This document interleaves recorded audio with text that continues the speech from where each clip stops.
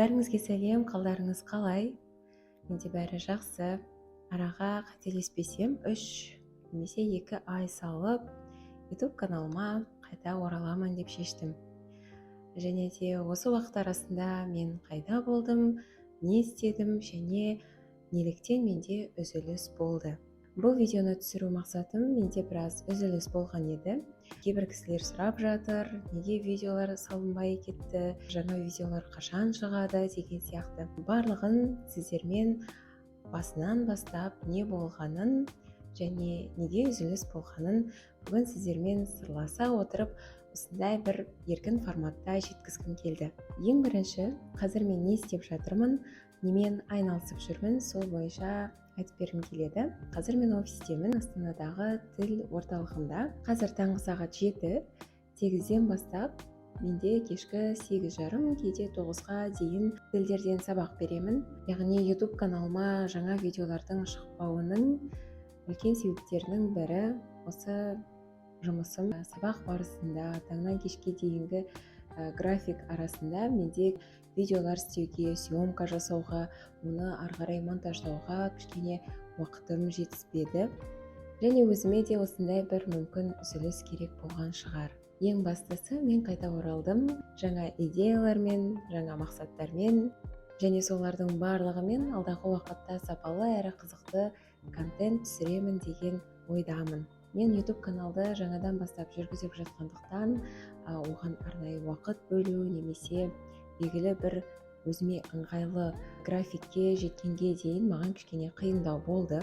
Мүмкін сырт көзге білінбейтін шығар. Жай ғана 5 минуттық видеоның өзінде қаншама еңбек, қаншама сағаттар. Сондықтан да менде басында өзімнің графигіме ыңғайлы етіп барлығын ұйымдастыру жағынан сәл ыңғайсыздықтар тудырғаны рас.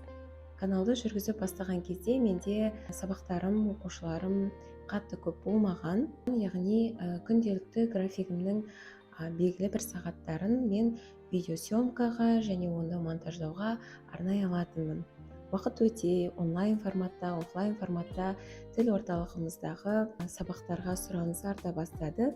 Сондықтан оқушыларыма, жаңадан келіп жатқан тіл орталығымыздың студенттеріне барынша көп уақыт бөлу үшін, оларға сабақты қызықты әрі пайдалы етіп түсіндіре алу үшін, алдын ала әрқайсысына жеке методика мен әрқайсысының сұранысына қарай жеке бағдарлама жасап шығу үшін белгілі уақыттар керек болды.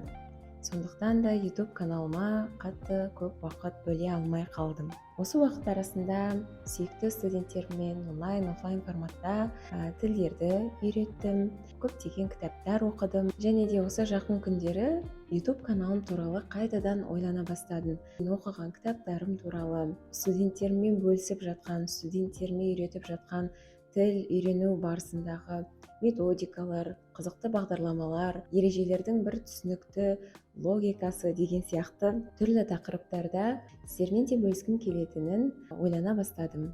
Қазір менде график таңғы сағат 8-ден кешкі сағат 8:30-ға дейін, яғни күндізгі уақытта менде ешқандай да уақыт съемкаға арнауға ыңғайлы емес. Сондықтан мен таңғы сағат 7-ден 8-ге дейінгі уақытты видеосъемкаларға арнағым келеді. Сіздерден де үлкен қолдау күтемін. Қандай тақырыптарда, қай тілде сіздер үйренгілеріңіз келеді, қандай кітаптар туралы білгілеріңіз келеді, өздеріңізге қызықты кез келген тақырыпты жаза кетсеңіздер болады. Мен қазір тек қазақ тілі, орыс тілі, ағылшын және түрік тілдерінен сабақ беріп жүрмін, онлайн және офлайн форматтарында. Және қосымша өздеріңіз білесіздер, араб және кәріс тілдерін үйреніп жүрген едім. Қазір мен ол тілдерден сабақ бермеймін. Барынша ол тілдерді дамытуға, ары қарай зерттеуге, үйрету салаларын ары қарай тағы да дамытуға уақыт бөліп жатырмын. Жаңа айтқанымдай, менде 2-3 ай бойы уақытым тығыз болды. Сондықтан ол тілдерді де дамытуға қатты уақытым шықпады, шындығын айтайын. Себебі тіл үйрену оңай емес. Оған да белгілі уақытты күніге арнап тұру маңызды. Сондықтан барлығын ақырында рет-ретімен қайтадан қолға алып жатырмын.